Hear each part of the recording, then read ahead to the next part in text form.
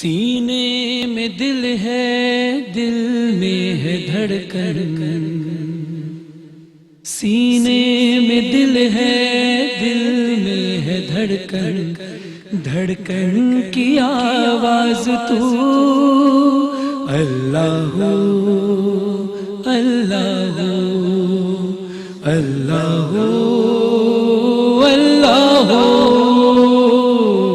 سینے میں دل ہے، دل میں ہے دھڑکن، دھڑکن کی آواز تو اللہ ہو، اللہ ہو، اللہ ہو، اللہ ہو، اللہ ہو، اللہ ہو۔ چاند سورج پہ ستاروں پہ حکومت ہے تیری، تو وہ یزداں کے محمد کو ضرورت ہے تیری۔ چاند سورج پہ ستاروں پہ حکومت تیری، تو وہ یزداں کے محمد کو ضرورت ہے تیری۔ ستار بھی تو ہی ہے، غفار بھی تو ہی ہے، جبار بھی تو ہی ہے، قہار بھی تو ہی۔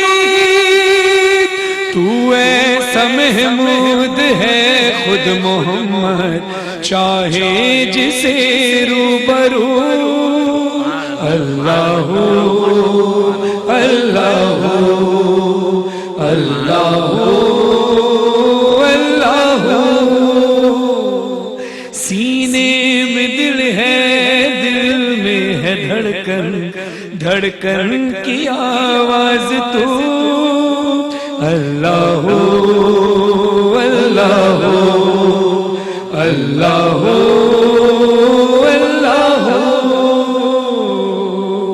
تیری تعریف تو کر سکتی نہیں عقل بشر، تیرے اوصاف نظر آتے ہیں تا حد نظر۔ تیری تعریف تو کر سکتی نہیں عقل بشر، تیرے اوصاف نظر آتے ہیں تا حد نظر۔ ستار بھی تو ہی ہے، غفار بھی تو ہی ہے، جبار بھی تو ہی ہے، قہار بھی تو ہی۔ دریاؤں میں تو، صحراؤں میں تو، جلوے تیرے چار سو اللہ ہو، اللہ ہو، اللہ ہو، اللہ ہو۔ سینے میں دل ہے، دل میں ہے دھڑکن، دھڑکن کی آواز تو اللہ ہو، اللہ ہو، اللہ ہو۔ آپ لوگ بھی جو ٹیلی ویژن دیکھ رہے ہیں، میں خاص طور پہ اس لیے بولتا ہوں کہ آپ سب ہمارے ساتھ عبادت میں شریک ہوتے ہیں۔ یہ اشرہ چل رہا ہے گناہوں سے مغفرت کا۔ دعا کریں اللہ سے ہم سب کے لیے، تمام مسلمانوں کے لیے، نہ جانے کس کی دعا سے کس کے گناہ بخش دیے جائیں، کچھ نہیں کہہ سکتے۔ کوئی سے بھی لمحہ قبولیت کا ہوتا ہے۔ سارے میرے ساتھ مل کر پڑھیں۔ سینے میں دل ہے، دل میں ہے دھڑکن، دھڑکن کی آواز تو اللہ ہو، اللہ ہو، اللہ ہو، اللہ ہو۔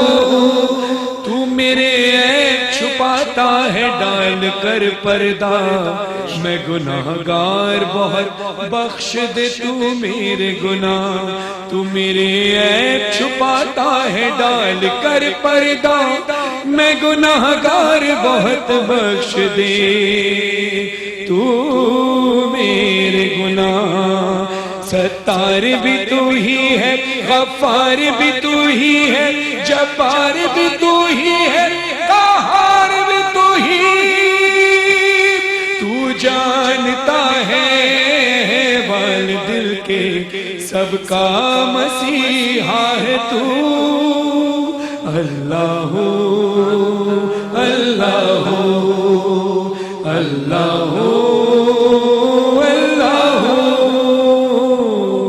سینے میں دل ہے، دل میں ہے دھڑکن دھڑکن کی آواز تو اللہ اللہ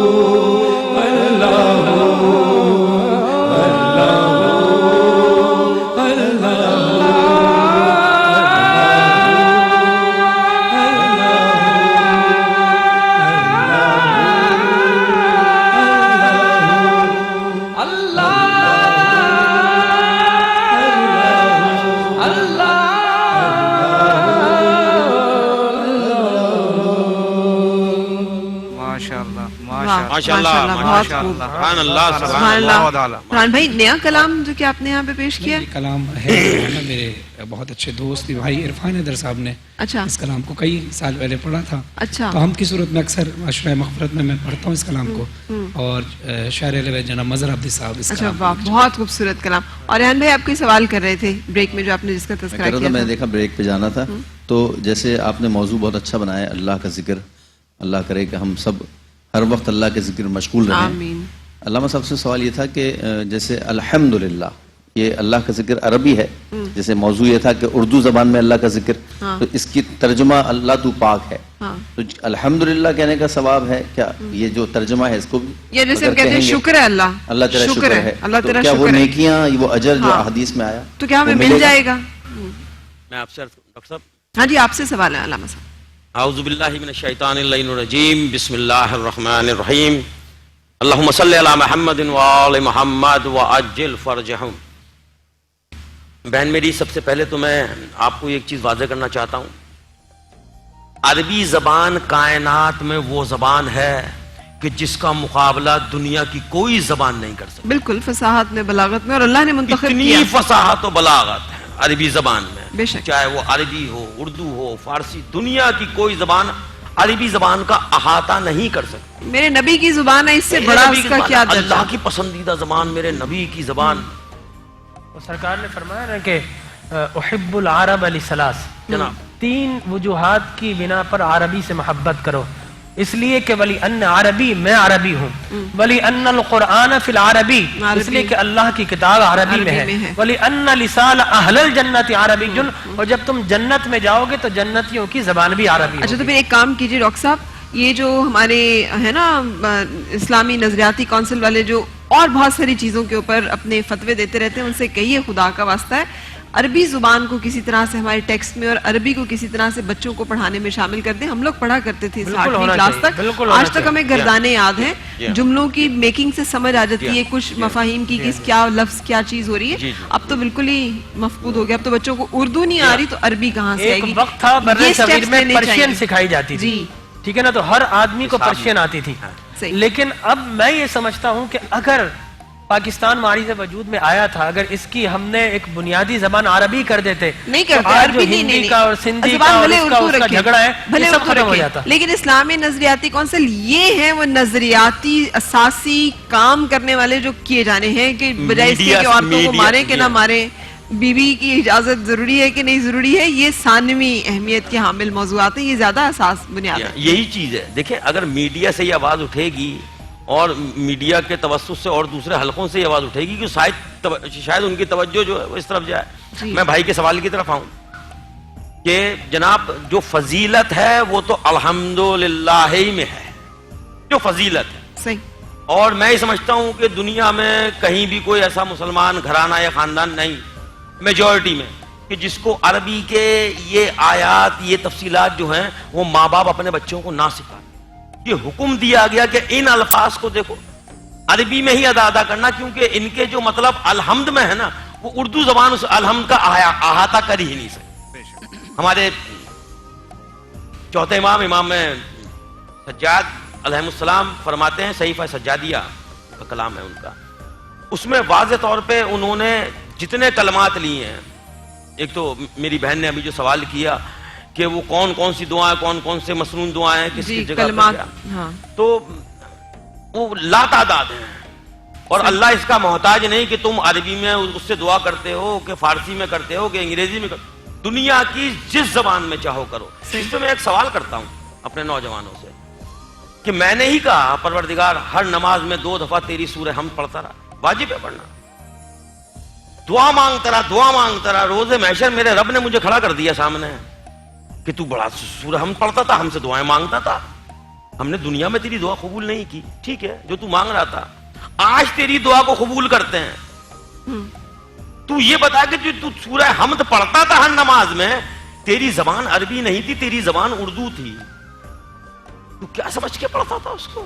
ذرا آج ترجمہ بتا دے، میں اللہ ہوں، میں اردو بھی جانتا ہوں، بتا مجھے کیا مانگتا تھا؟ آج تجھے جو مانگے گا دوں گا میں، اس عربی کو جو تو پڑھتا تھا آج اردو میں پڑھ، مجھ سے کیا مانگ رہا؟ کیا بات کی علامہ صاحب، پتہ ہی نہیں ہوتا کیا بول رہے ہیں۔ نماز میں جو کچھ پڑھ رہے ہو، چاہے سورہ حمد پڑھ رہے ہو، چاہے سورہ اخلاص پڑھ رہے ہو، پتہ ہی چاہے نہیں سورہ قدر پڑھ رہے ہو، یہ تو سمجھو کہ پروردگار کی بارگاہ میں تم کھڑے ہو تو تم پڑھ کیا رہے ہو؟ کہہ رہے ہو الحمدللہ رب العالمین سے شروع کیا تو دماغ میں کہ الحمد ہے کیا؟ اہدنا الصراط المستقیم پہ گئے، ولا الضالین پہ گئے، قل هو اللہ احد پہ گئے، انا انزلناہ فی لیلۃ۔ ارے میں اردو زبان میں اس کو سمجھتا جاؤں، میں اپنے رب سے مانگ کیا رہا ہوں؟ میرے رب نے روز محشر کا اسی طرح کھڑا کر دیا مجھے کہ اپنی زبان میں یہ تمام جتنی تم نے آیتیں پڑھی ترجمہ بتا، کیا جواب دوں گا میں؟ کیا میری میجورٹی کو اس چیز کا احساس ہے کہ جو کچھ میں پڑھ رہا ہوں اس وقت تک آپ کی روح پہ اس کا احساس نہیں ہو سکتا جب تک کہ اپنی زبان میں آپ کے مطالب ذہن میں نہ ہو؟ واہ واہ، بہت خوبصورت۔ عربی تو پڑھی میں، مجھے فرض تھی مجھ پہ، اور ضروری تھی عربی میں الفاظ پڑھنا، میرے اللہ کو پسند ہے، میرے رسول کو پسند ہے، ائمہ طاہرین کو پسند ہے، سب کو پسند ہے، عربی میں آؤ۔ صحیح۔ اچھا ایک سوال آپ تمام علماء کرام سے اگر اجازت دیں جی۔ ایک سوال اور ہے، وہ اکثر میرے ذہن میں بھی رہتا ہے اور اکثر لوگ پوچھتے بھی ہیں کہ جس طرح سے عربی کے بارے میں کہا جاتا ہے کہ زیر زبر پیش سے معنی بھی چینج ہو جاتے ہیں، ٹھیک ہے، ایک لفظ کے کئی معنی ہوتے ہیں۔ اچھا عربی کا جو مخرج ہے، تو جب ہم مخرج پہ زیادہ غور کرتے ہیں تو کبھی کبھی ایسا ہوتا ہے کہ ہم نماز میں یا قرآن کی تلاوت میں بار بار اٹک رہے ہوتے ہیں، ہمارا ذہن جو بار بار اٹک رہا ہوتا ہے اس کو ایک کو 4 بار لوگ ریپیٹ کرتے ہیں، اکثر ہم نے دیکھا ہے، جیسے الحمد جب تک ہی نہیں نکل رہا وہ رٹے جا رہے ہیں، تو اس کے لیے کیا حکم ہے؟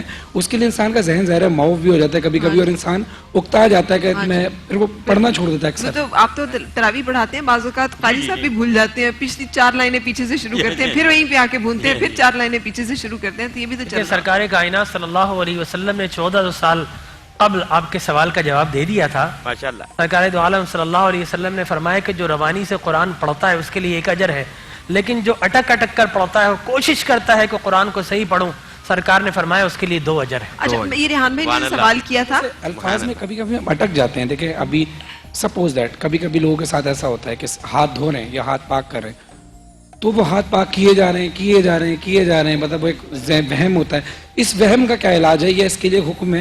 میں نے کسی سے سنا تھا، آپ اس کی ظاہر ہے اس کے زیادہ بہتر طریقے سے بتا سکتے ہیں۔ اسراف نہیں ہے کسی بھی وضو تک میں اسراف نہیں ہے، اچھا سختی سے ممانعت ہے، اسراف نہ کرو۔ ٹھیک ہے، میں ایک چیز پوچھنا چاہ رہا ہوں کہ میں نے کسی سے سوال کیا تھا کیونکہ میرے ایک دوست تھے وہ بہت زیادہ اٹکتے تھے، تو انہوں نے کہا کہ آپ زیادہ مت اٹکو، آپ جو بھی مخرج آپ کا مخرج مطلب مثال کے طور پہ الحمد ہی پڑھ رہے ہیں آپ، لیکن الحمد نہیں پڑھ رہے، الحمد پڑھ رہے ہیں، الحمد پورا مخرج نکال رہے تو آپ پڑھ دیں، اللہ قبول کرنے والا ہے۔ اس سے بہتر ہے کہ آپ اٹکتے رہے اور بار بار ایک لفظ کو بار بار ریپیٹ میرا بھی کرتے سوال رہیں۔ تھوڑا سا اس سے آگے بڑھا دیتا ہوں کہ جیسے بخاری صاحب کہہ رہے ہیں بیٹا ہا نکالو، ہا حلوہ حلق سے نکالو، تو ہم اندر امی کہتی ہیں بیٹا، وہ کہتے ہیں قاری صاحب حلق سے حلوہ نہ نکلوائیں، میں آپ کو اور بنا کے دے دیتی ہوں۔ مار کھائی ہوئی ہے یہ مخرج پہ، حقیقت ہے، آپ تو نکالو، سوال یہ ہاں ہے نکالو، قاری تو صاحب نکلتا ہی نہیں تھا۔ علامہ صاحب ہا اور ہا کا فرق ہے، نہ کیا جائے تو کیا نماز میں یا کچھ میں کہتا ہوں کہ یہ الفاظ جو ہے، یہ جو فرق ہے یہ لحن خفی میں آتا ہے،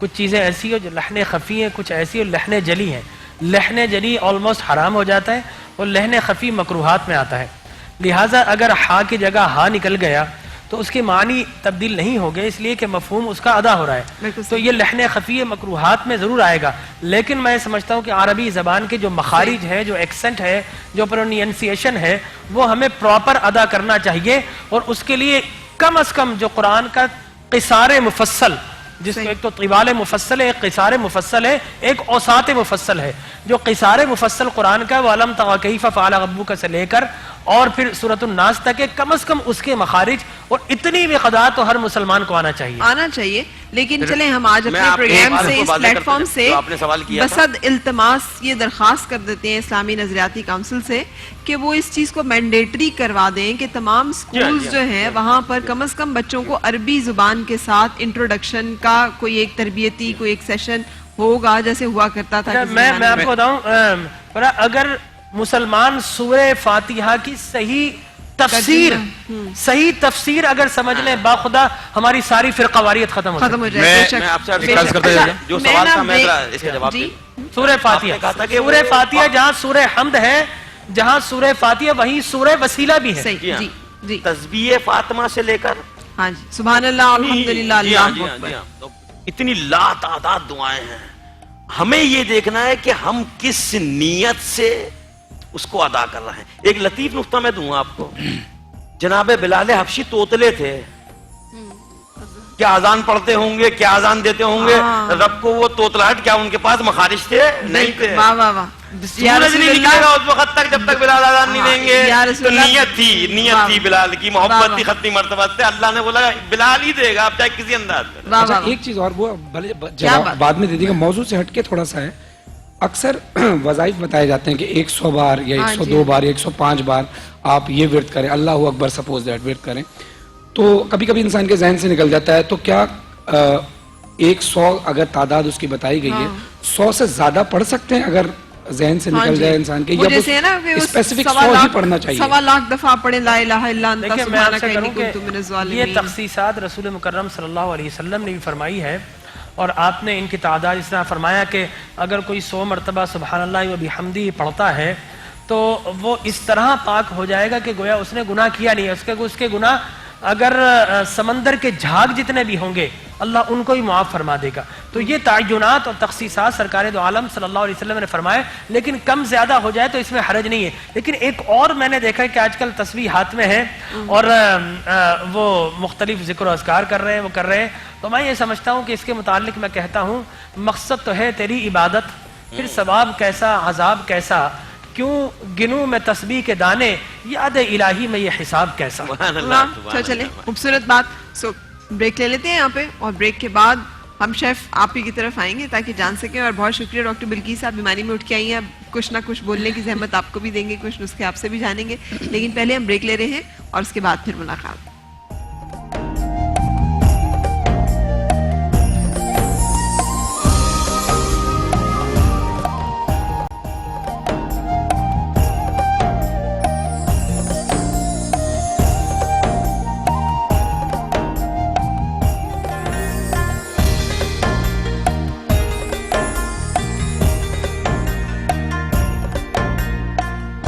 آج ہم نے آپ کو وہ کڑھائی بتانی تھی جس کی دھومیں ہیں یہاں کراچی میں. جب سے میں آئی ہوں میں ایک ہی بات سن رہی تھی، شیف سمیہ کی کڑھائی، شیف سمیہ کی کڑھائی. تو آج ہم دونوں نے، بلکہ ڈاکٹر بلقیس نے بہت اصرار کیا تھا، لیکن آپ نے تو بنا ہی لی. کیونکہ ٹائم کم ہوتا ہے اور چکن کو، کیونکہ یہ ود بون تھی یعنی کہ ہڈی والی چکن تھی، تو اس لیے اس کو تھوڑا ٹائم لگتا. اور بون لیس ہوتی تو اسی وقت بن جاتی، فوراً 5-10 منٹ لگتے اور بن جاتی. لیکن اس کا پروسیجر بڑا اچھا ہے. اور الحمدللہ اس رمضان میں نے صرف بہت ساری جگہ پہ یہ ریسیپی بنائی ہے. تو اس میں سب سے بہت مزیدار سے جو انگریڈینٹس ہیں وہ 4 انگریڈینٹس جس کا ہم استعمال، جو کہتے ہیں نا کہ وہ ہائی وے والی کڑھائی کا ذائقہ کیوں نہیں آتا، تو ہائی وے والی ذائقے کا کڑھائی اس لیے نہیں آتا کیونکہ ہم اس کے اندر ادرک کا استعمال صرف گارنشنگ کے لیے کرتے ہیں، اس کو پکاتے نہیں ہیں. ٹھیک ہے. تو ہم نے اس میں تقریباً یہ میرے ہاتھ میں جتنی ہیں، پہلے پروسیجر بتائیں، پہلے کیا کیا؟ میں تھوڑا سا بس ڈال دوں پھر میں آپ کو بتا دوں. اچھا، یہاں پہ ہم نے کیا کرنا، سب سے پہلے تلوں کا ہم تیل لیں گے. اس کے بعد جب وہ فرائی ہلکا سا جب گرم ہو جائے تو اس میں صرف لہسن کا پیسٹ آپ نے ڈالنا ہے. اس میں ہم ادرک، کیونکہ ہم ثابت استعمال کر رہے ہیں تو ادرک کی کوانٹٹی ہم پیسٹ کی صورت میں نہیں کریں گے.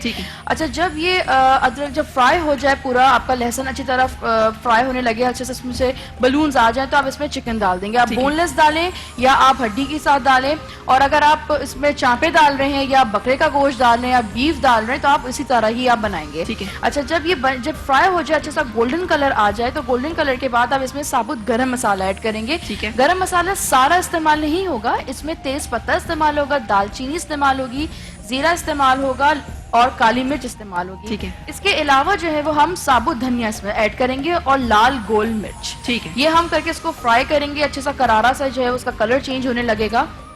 उस वक्त हमने क्या करना है कि लहसुन को चॉप करके हम तकरीबन 3 से 4 लहसुन के जवे जो हैं वो हम लेंगे, वो हम इसमें शामिल करेंगे ताकि जब हम निवाला बनाए रोटी का तो एक लहसुन का भी उसमें टेस्ट आए। ठीक है। उस वक्त सबसे पहले जो अब हम मसाले डालेंगे इसमें सबसे पहले हम लाल मिर्च डालेंगे, जिसकी वजह से ये जो रेड कलर है, ठीक है, ये रेड कलर जो है वो बहुत प्रोमिनेंट होगा। उसके बाद कलर नजर हमारे घर में बैठे हुए देखने वालों को। अच्छा, इसमें जो है सबसे पहले हम लाल मिर्च पाउडर डालेंगे, उसके बाद कुटी हुई लाल मिर्च डालेंगे और काली पिसी हुई मिर्च डालेंगे और नमक। ठीक है। बस जब ये अच्छा सा कलर ये आ गया है बिल्कुल, और जब एक अच्छा सा कलर आ जाए पकने लगे तो अब इसमें टमाटर, इसकी टमाटर की क्वांटिटी की होगी, अगर हम 1 किलो चिकन ले रहे हैं तो हम आधा किलो टमाटर लेंगे। और अगर मटन है तो अगर 1 किलो है तो इसमें टमाटर जो है वो भी आधा किलो डालेंगे, लेकिन ये कि आप कोशिश करें कि इसकी सीड्स निकालें क्योंकि फिर मटन बड़ा देर में बनेगा। तो अगर टमाटर के बीज हो तो फिर मटन देर से गलता है। हाँ, क्योंकि वो नमक भी हम जो है वो कम डालते हैं ताकि वो ड्राई ना हो जाए वो, और वो कसाऊपन से दाल में टमाटर और नमक हम आखिर में डालते हैं इसलिए, सिवाय मूंग की दाल के, क्योंकि वो दाल को ना जैसे खड़ा दाल हो जाती है, तो इस तरह ये कस जाता है एकदम से गोश्त ना, ऊपर से फ्राई हो जाएगा तो फिर अंदर से गलने में बहुत टाइम लगेगा और जो कढ़ाई का मसाला है वो किल हो जाएगा। क्योंकि कोरमा तो ये है नहीं जो बहुत देर तक पकेगी, जल्दी पकने वाली चीज है। नमक कम डालें और टमाटर के बीज निकालें। बीफ में, अच्छा सिर्फ बीफ में, मटन में आप डाल सकते हैं और चिकन में आप डालेंगे। अच्छा, यहाँ पे ये जब ये बिल्कुल टमाटर डाल के जब बिल्कुल गल जाए तो क्योंकि मेरे पास टाइम कम था तो मैंने टमाटर ऐसे डाले, वरना आप ब्लांच करके अगर टमाटर डालें इसके ज्यादा मजे के, मैं तो ब्लांच करके नहीं डालूंगी, नहीं ऐसे ही आप इसमें डालें। और उसके बाद आप इसमें खूब सारी अदरक, इसमें हरी मिर्चें, खूब सारी हरी मिर्च, ये सब साइड पे कर देनी है, बस कर दें बस, ठीक है। और इसमें ये कुटी हुई जो मिर्च है, यानी कि जो क्रश काली मिर्च है, वो हम सिर्फ डालेंगे भूनते वक्त ताकि एक मुंह में कचर सा जो एक जायका आता है जल्दी से वहाँ पे लेकर आए ताकि हम चखें और हम बता सकें कि शेफ समिया की कढ़ाई में क्या खास था जो डॉक्टर बिल्किस इतना तारीफ कर रहे हैं। जो मेन इंग्रेडिएंट है वो है कसूरी मेथी। अच्छा, सही। आगे मेथी के बारे में हमें बताएं, मेथी से क्या क्या कुछ। और जी तलो बनास्पति जो कहते हैं, तलो खूबसूरत पैकेजिंग में दस्तयाब है, विटामिन ई और डी से भरपूर। छोटे छोटे घर के जो टिप्स बताइए क्या क्या हो सकता है। हाँ। असल में मेरी खुद की आवाज इतनी खराब हो रही है, मेथी मेरे लिए भी बहुत अच्छी है, अगर इसकी चाय बना के पी लो, गले के लिए बहुत अच्छी है, बालों के लिए मेथी बहुत अच्छी है। कैसे इस्तेमाल करें तो बालों के लिए? बालों के लिए अगर मेथी मैंने कि इसके बीज हैं तो बीज, अगर अभी मेथी है तो आपने क्या करना है, मेथी को थोड़ा सा उबाल के छान के इसमें शहद और अंडे की जर्दी मिला के सर की जड़ों में लगाए।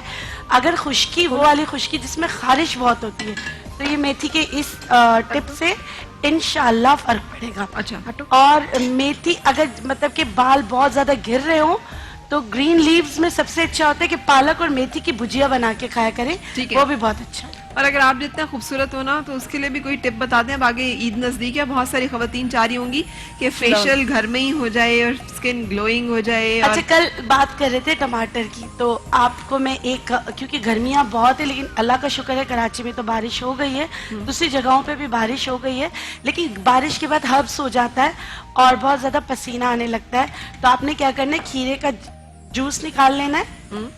अच्छा, खीरे को थोड़ा सा जख्मी करके उसका जूस अलग से, उसका जो पानी निकलता है वो निकालें। सीधे टमाटर का भी मलमल के कपड़े में छान कर उसका पानी निकालें। ठीक है। 1-1 कप निकाल के दोनों को मिक्स कर लें। आजकल अंगूर आए हुए हैं तो आपने 4 से 6 अंगूरों को इस तरह इसमें निचोड़ लें और ये आप किसी बोतल में भरकर फ्रिज में रख दें। ये आपका नेचुरल वाइटनिंग क्लिंजर भी है, आपका टाइटनिंग एजेंट भी है, क्योंकि इसमें विटामिन ए, विटामिन सी का कंटेंट ज्यादा बढ़ जाता है और इसमें आपने जो खीरा डाला है तो सिलिकॉन जो ब्यूटी मिनरल है वो ज्यादा आ जाता है। ठीक है। आपने इसका स्प्रे दिन में 3 से 4 दफा करना है, एक बहुत अच्छा सा ग्लो आ जाएगा। अच्छा, बिल्कुल सही। तो ले आइए इसको, हमारी टीम जो है वो लेकर आ रही है और आप लोग भी आ जाए ताकि हम इसको अब इसके ऊपर मैंने हल्का सा चाट मसाला भी ऐड किया है। अच्छा, ताकि थोड़ा सा मजा अच्छा जी, हम अपनी गुफ्तगू तो शुरू कर रहे हैं लेकिन मेरा ख्याल आप लोग सहरी में मसरूफ है। आगे फरहान भाई आपसे किसी कलाम की दरखास्त कर दें तो क्या वो कबूल हो सकती है? अभी नहीं होगी, जो भी जाएगा उसको। अच्छा, ओके, ठीक है। अच्छा, तो फिर हम अपनी गुफ्तगू को रिज्यूम करते हैं।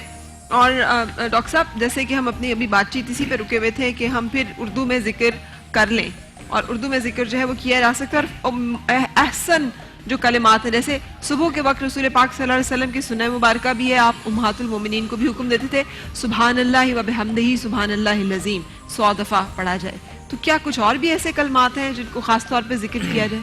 جی ہاں, نحمدہ ونصلی علی رسولہ الکریم, اما بعد فاعوذ باللہ من الشیطان الرجیم, بسم اللہ الرحمن الرحیم.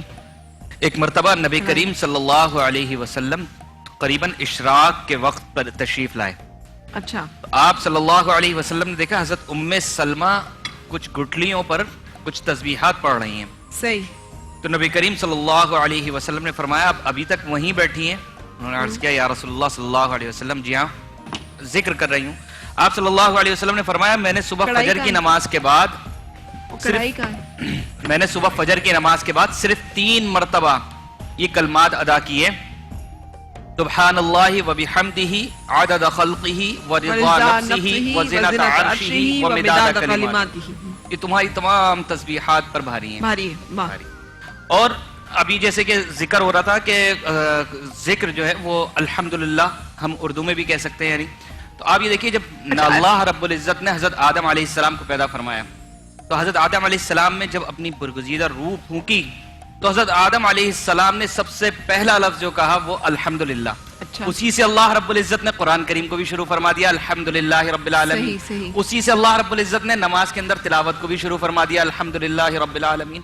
تو سب سے پہلی چیز جو ہے وہ جو بھی مسنون دعائیں مسنون اذکار ہیں وہ عربی میں اللہ رب العزت کی طرف سے آئے. اور نبی کریم صلی اللہ علیہ وسلم کا جو یہ ارشاد ہے خیرکم من تعلم القرآن وعلمہ, بہترین شخص وہ ہے جو قرآن سیکھے اور سکھائے. صحیح. تو قرآن کو سیکھنے کی کوشش اور جب سیکھ جائیں تو پھر اس کو سکھانے کی کوشش ان لوگوں کو بہترین اس لیکن آج ہم ذکر کے حوالے سے ذکر کر رہے ہیں, لیکن جیسے آپ نے ابھی بتایا کہ رسول پاک کا یہ میں نے رسول پاک صلی اللہ علیہ وسلم نے حضرت ام سلمہ کو یہ کہا تھا جو آپ نے کلمات بتائے ہیں, لیکن ایک کلمات وہ ہے جو آپ صلی اللہ علیہ وسلم سے جسے کہتے ہیں ہم منقول دعائیں ہیں, دوسری وہ ہے جو کہ قرآنی آیات اور دعائیں ہیں. اچھا, اب اگر انتخاب کرنا ہو اور جیسے لیٹتے اٹھتے بیٹھتے کروٹ پہ اب اتنے لمبے لمبے اگر نہ یاد ہوں ہمیں کلمات, بعض اوقات مشکل ہوتی ہے, تو پھر اس میں کیا کیا جائے؟ نبی کریم صلی اللہ علیہ وسلم نے افضل الذکر لا الہ الا افضل الذکر لا الہ الا اللہ. نبی کریم صلی اللہ علیہ وسلم نے حضرت فاطمہ کو جو تسبیحات عطا فرمائیں مختصر ہیں, سبحان اللہ الحمدللہ اللہ اکبر, انتہائی مختصر, اور مطلب بچے کی زبان پر بھی جو ہے نا یہ جاری ہو جائے کہ ایسی مشکل نہیں ہے کہ نہ پڑھ سکے. اتنی بہترین نبی کریم صلی اللہ علیہ وسلم نے ہر طرح کے لوگوں کا خیال رکھا کہ کوئی نہ یاد کر سکے, کوئی بزرگ ہو کوئی بچہ ہو, تو مختصراً ذکر بتا دیے. صحیح. تو یہ اسی طرح قرآن کریم میں نبی کریم حدیث میں نبی کریم صلی اللہ علیہ وسلم کی ایک حدیث آتی ہے, آپ صلی اللہ علیہ وسلم نے ارشاد فرمایا کہ کلمتانی حبیبتانی الی الرحمن, 2 کلمے ایسے ہیں جو رحمان کو بہت زیادہ محبوب ہیں. صحیح. خفیفتانی علی اللسان, اور زبان کے اوپر بہت ہی ہلکے ہیں. ثقیلتانی فی المیزان, اور میزان کے اندر بہت بھاری ہیں. بالکل صحیح. وہ کلمات کیا ہیں؟ سبحان اللہ و بحمدہ سبحان اللہ العظیم. اس جملے اس کی تو بہت زیادہ تاکید ملتی ہے. نبی کریم صلی اللہ علیہ وسلم زبان پہ ہلکے بھی ہیں, رحمان کو محبوب بھی ہیں, اور میزان میں بھاری بھی ہیں. اور حضرت موسیٰ جنت کی جب کیاریوں سے گزرا کرو تو چر لیا کرو. فرمایا کہ جنت کے باغات اور کیاریاں کیا؟ فرمایا مسجد. اور پوچھا گیا چرنا کیا؟ آپ نے فرمایا سبحان اللہ و بحمدہ سبحان اللہ. اگر آپ کو یاد نہ آئے, اگر کچھ بھی یاد میں نہیں آ رہا, ذہن میں نہیں آ رہا, تو آسان ترین کلمہ ہے, آپ صرف سبحان اللہ کا ہی ورد کرتے جائیے. حضرت موسیٰ علیہ السلام کلام میں سے حضرت ابو سعید خدری سے مروی ہے کہ حضرت موسیٰ علیہ السلام, نبی کریم صلی اللہ علیہ وسلم نے ارشاد فرمایا کہ حضرت موسیٰ علیہ السلام نے اللہ رب العزت کی بارگاہ میں یہ عرض کیا, اے اللہ مجھے کوئی خاص کلمات بتا جس سے مجھے تیرا قرب اور زیادہ حاصل ہو. تو حضرت موسیٰ علیہ السلام کو اللہ رب العزت نے یہ وحی فرمائی کہ لا الہ الا اللہ پڑھا کرو. صحیح. تو حضرت موسیٰ علیہ السلام نے عرض کیا, یا اللہ یہ تو ساری مخلوق پڑھتی ہے, میں تو کوئی خاص کلمات اپنے لیے مانگنا چاہ رہا ہوں.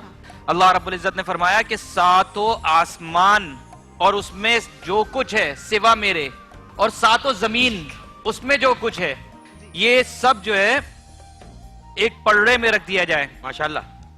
فرمایا ساتوں آسمان اور جو کچھ اس میں ہے سوا میرے، اور ساتوں زمین جو کچھ اس میں ہے، یہ سب ایک پلڑے میں رکھ دیا جائے اور دوسرے پلڑے میں لا الہ الا اللہ رکھ دیا جائے تو لا الہ الا اللہ والا پلڑا وہ جھک جائے گا. ماشاءاللہ. اچھا ایک اور چیز یہاں پہ میں وہ آپ بہت شکریہ پوچھنا چاہ رہی تھی، جیسے کہ یہ کہتے ہیں گرم ہوتا ہے، یہ ورد بھاری ہوتا ہے، اس کو صبح میں پڑھنا چاہیے، وہ جیسے لا الہ الا انت سبحانک انی کنت من الظالمین سے اکثر کہتے ہیں بہت گرم ذکر ہے یہ، اس کو تو آپ پڑھیں تو پانی پاس رکھیں، یا پھر پتہ نہیں لڑکیاں جو ہیں وہ کم عمری میں نہ پڑھیں تو عورتیں مطلب یا 1.25 مرتبہ پڑھیں، نہ پڑھیں گے 1.25 مرتبہ تو یہ الٹا ہو جاتا ہے. یہ اس طرح کی بھی کوئی باتیں ہوتی ہیں؟ جی ہاں دیکھیں، اللہ تبارک و تعالیٰ کا مطلقاً ذکر مقصود ہو اور اس سے مقصود فراخی ہو اور اللہ کی رحمتوں کو متوجہ کرنا ہو تو آپ اس کو غیر معینہ طور پر کسی تعداد کے بغیر اس کو آپ پڑھ سکتے ہیں، اس میں کوئی مذائقہ نہیں. لیکن جب آپ کسی بھی چیز کو ایک معینہ مقدار کے ساتھ پڑھتے ہیں تو یقیناً پہلے اس کی زکوٰۃ نکالنا پڑتی ہے ان کلمات کی، کہ اتنی مرتبہ آپ نے یہ کلمات روزانہ تسبیح کی صورت میں پڑھنے ہیں.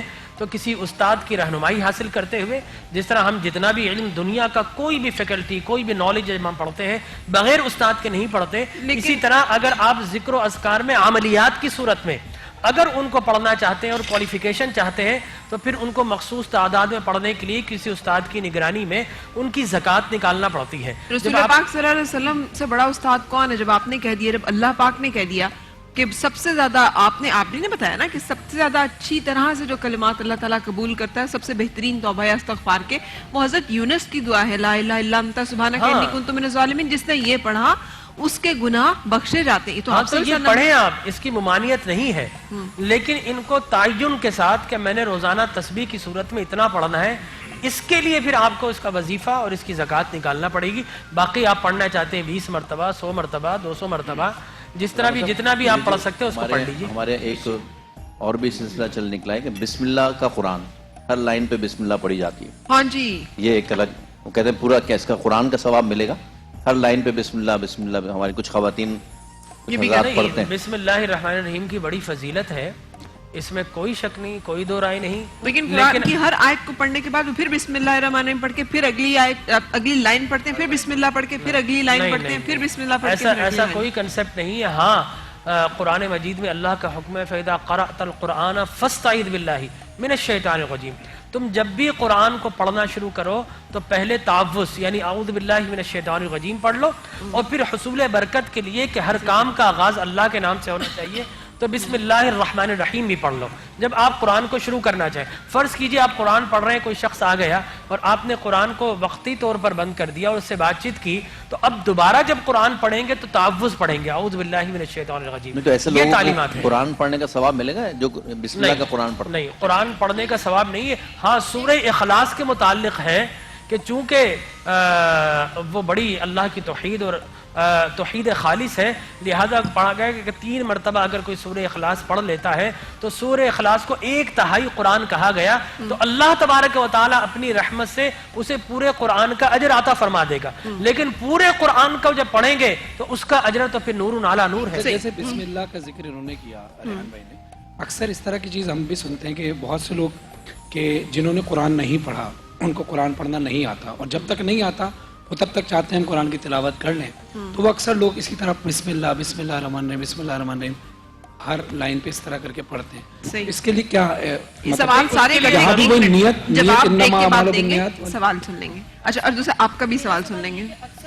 مفتی صاحب جو ہوتے ہیں کسی کو وظیفہ دیتے ہیں کہ آپ اتنی دفعہ آپ نے سورہ اخلاص پڑھنی ہے، سورہ ناس پڑھنی ہے، تو اگر ہم اسے فار ایگزامپل 11 دفعہ پڑھنی ہے تو ہر سورت کے بعد ہمیں بسم اللہ کر کے دوسری سورت پڑھنی ہے، یا اکٹھا ہم اپنی انگلیوں پہ ڈائریکٹلی بسم اللہ کر کے ہم 11 دفعہ یہ 2 ہی سوال، آپ کا سوال پھر بعد میں لیتے ہیں. تو سوال یہ گڑبڑ نہ نا، جو میں اس پہ ایک جواب آپ کو بتا دوں.